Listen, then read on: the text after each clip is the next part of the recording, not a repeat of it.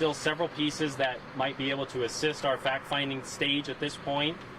In this stage of the investigation, the most important aspect is documenting the perishable evidence. And what we mean by that is with the passage of time, it's going to get much more difficult to collect. And so that's our purpose here.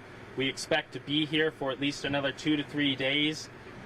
The recovery of the aircraft will likely begin tomorrow. It will be a lengthy process given the location and the terrain that the airplane impacted.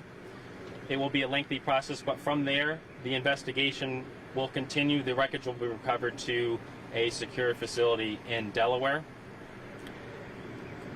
NTSB safety investigations, we look at everything.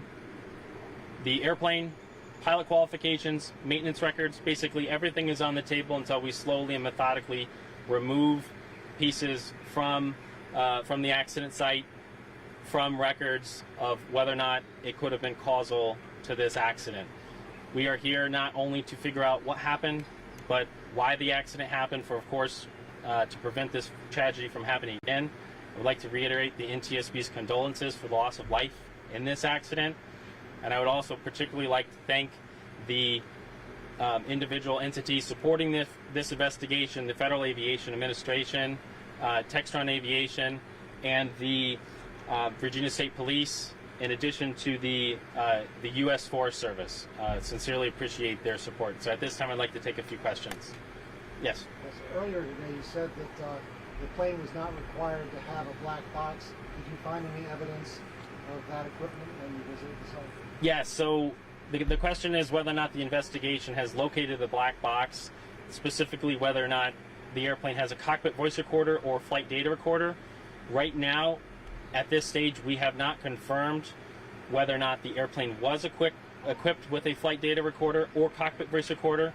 It would not have been required to in this type of flight operation, but that search is still underway and we have not located those elements. I will say that airplanes like this, it is possible that other avionics would have what we call non-volatile memory that can support our investigation to pull data off, such as GPS devices or other avionics, to give us data that's, of course, not quite as good as a black box, but it can still be helpful for the investigation. We're hopeful that we find something that can help us. Yes? Talk about the difficult terrain. I mean, have you guys experienced, working in locations like this?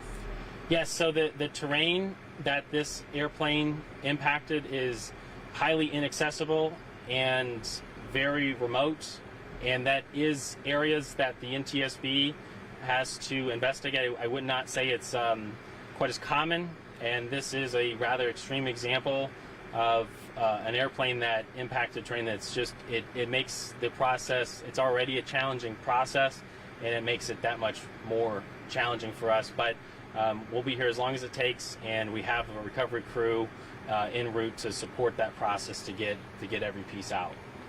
Yes? As for what's being collected, is it big enough that it needs to be taken out by machinery? Can it be carried, that kind of thing? Talk about that process a little bit. The recovery of the aircraft will very, very likely be done by helicopter, and the components will be bagged and then airlifted out to a trailer for recovery. So very, very likely that helicopters will need to be used. Any other questions? Could you kind of describe the crash site for us? Just what it looked like? The crash site, the airplane is highly fragmented. The wreckage would be destroyed, which we would define as it is no longer distinguishable as an aircraft. And it is in a very steep and an area that is surrounded by large boulders, which also makes it much more challenging. But the site has been located, and we know where to keep going. You heard that it took 3.5 hours to get in there. Is that consistent with your experience?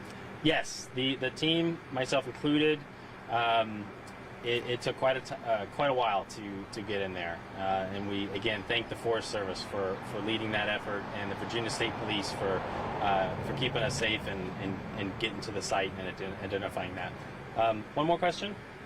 Can you talk a little bit about the timeline of the response, and then beyond that, what are the next steps? What are you still searching for in addition to that black box?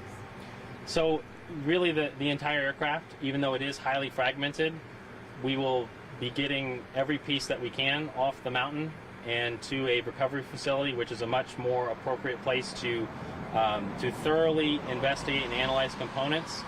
I do want to reiterate that although I am here representing the NTSB, we have several NTSB specialists at our headquarters, from air traffic control to metallurgy to operational factors, looking at pilot qualifications is just a few examples that are supporting the investigation that you see out here.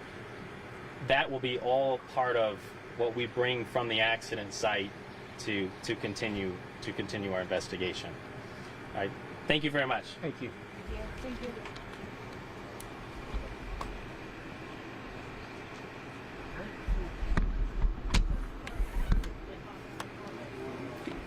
Hear everything okay?